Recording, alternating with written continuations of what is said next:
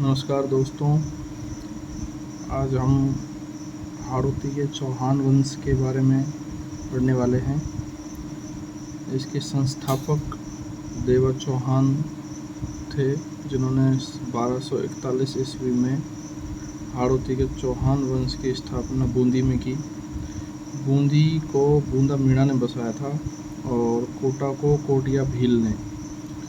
राजस्थान के मानचित्र में ये जो हाड़ौती का भूभाग आता है, उसी के अंतर्गत ये बूंदी और कोटा का क्षेत्र आता है। बूंदी से कोटा 1631 में और कोटा से झालावाड़ सन 1838 में अलग हुए। कैसे हुए ये हम आगे विस्तृत रूप से पढ़ेंगे। देपाक के रणकपुर अभिलेख में बूंदी का जो प्राचीन नाम वृंदावती मिलता है। देवा चौहान ये नाडोल वंशज थे, नाडोल के चौहानों के वंशज। 1241 ईस्वी में जैता मीणा को हराकर इन्होंने बूंदी पर अधिकार किया, बूंदी को राजधानी बनाया।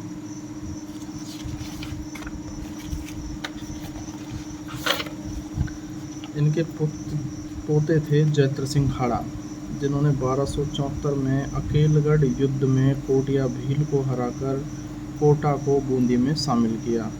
तो कोटा को बूंदी में शामिल करने वाले थे जैत्र सिंह हाड़ा, जिन्होंने 1274 में अकेलगढ़ युद्ध में कोटिया भील को हराकर कोटा को बूंदी में शामिल किया। बरसिंह हुए, बरसिंह हाड़ा, उन्होंने बूंदी का जो तारागढ़ दुर्ग है उसको बनवाया था 1354 में आडावाल पहाड़ी पर। नारायण हाड़ा पुत्री कर्मावती का विवाह राणा सांगा से किया था नारायण हाड़ा ने।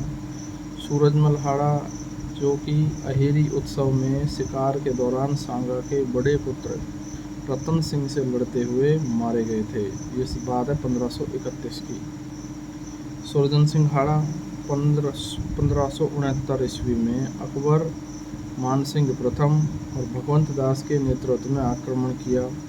मानसिंह ने इसको, सुरजन सिंह हाड़ा को रणथंभौर दुर्ग में घेर कर अकबर की अधीनता स्वीकार कराई।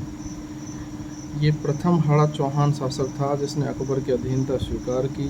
सुरजन सिंह हाड़ा, इनके दरबारी कवि थे चंद्रशेखर, जिन्होंने हमीर हट और सुरजन चरित्र नामक ग्रंथों की रचना की। रतन सिंह हाड़ा, जहांगीर ने रतन सिंह हाड़ा को 2 उपाधियां प्रदान की। एक सर बुलंद राय, चित्रकला प्रेमी होने के कारण, और दूसरी राम राय, ये इसकी न्यायप्रियता के लिए, रतन सिंह की न्यायप्रियता के लिए। रतन सिंह हाड़ा ने 1631 में कोटा को शाहजहां द्वारा स्वतंत्र रियासत बनाकर रतन सिंह के पुत्र माधो सिंह को सौंप दिया गया। कोटा को स्वतंत्र रियासत का दर्जा देने वाले थे शाहजहां थे, और माधो सिंह इनके विश्वास पात्र थे। माधो सिंह को इन्होंने 1631 में यहाँ की कोटा रियासत सौंप दी। इनके पुत्र हुए अनिरुद्ध सिंह। अनिरुद्ध सिंह ने धायबाई बेवा गुर्जर की स्मृति में 84 खंभों की छतरी बनवाई।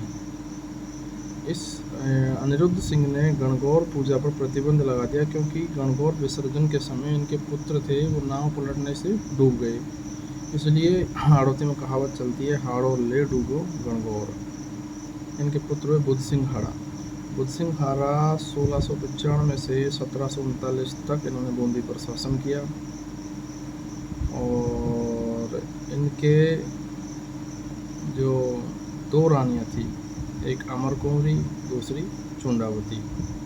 इनकी जो अमर कुंवरी रानी थी उसके 2 पुत्र हुए, भवानी सिंह और उमेद सिंह। ये अमर कुंवरी कछवाहा शासक जयपुर के सवाई जयसिंह की बहन थी, लेकिन इन्हीं सवाई जयसिंह ने इनके बड़े पुत्र भवानी सिंह की हत्या करवा दी। और बूंदी का एक ठिकाना था करवड़, उस करवड़ का जो जागीरदार था सालिम सिंह, उसके 2 पुत्र थे, दलेल सिंह और प्रताप सिंह। तो इन्होंने इस दलेल सिंह को से अपनी पुत्री का विवाह किया 1732 ईस्वी में सवाई जयसिंह ने, और 1734 में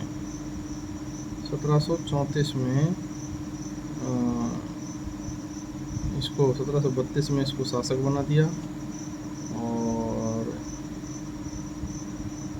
अमरकुंवरी ने 1734 में मल्हार राव मराठा, मल्हार राव होलकर और राणोजी सिंधिया की सहायता से इनका जो पुत्र था उम्मेद सिंह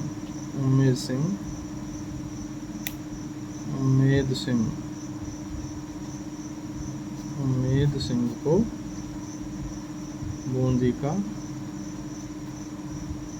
शासक बनाया।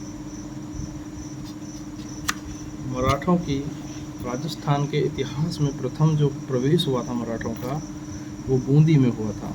किसने करवाया था? तो बुद्ध सिंह हाड़ा की जो ये पत्नी थी अमरकुंवरी कछवाही रानी, इन्होंने करवाया था अपने पुत्र उम्मेद सिंह को गद्दी दिलाने के लिए, क्योंकि इनके साथ इन्हीं के भाई ने विश्वासघात कर दिया था।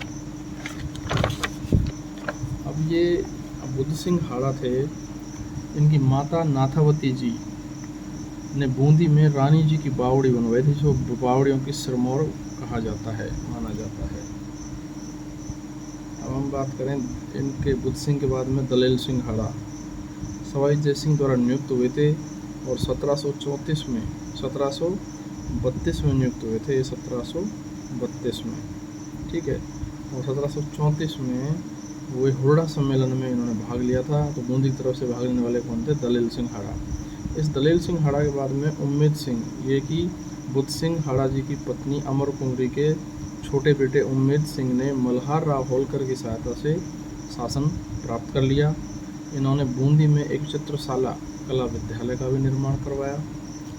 इनके पश्चात हम बात करें अगर प्रमुख शासकों में, तो प्रमुख शासकों में हमें नाम आता है विष्णु सिंह हाड़ा का।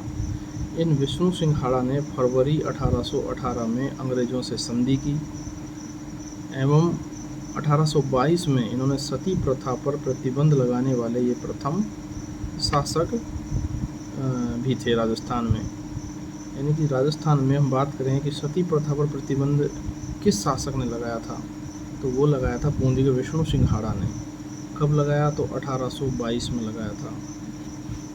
इसके पश्चात राम सिंह हाड़ा 1857 क्रांति में एकमात्र ऐसे शासक थे जिन्होंने अंग्रेज़ों का साथ नहीं दिया। ये वेरी वेरी इम्पोर्टेंट हो जाता है कि ऐसा कौन सा शासक था राजस्थान का जिसने 1857 क्रांति में अंग्रेज़ों का साथ नहीं दिया।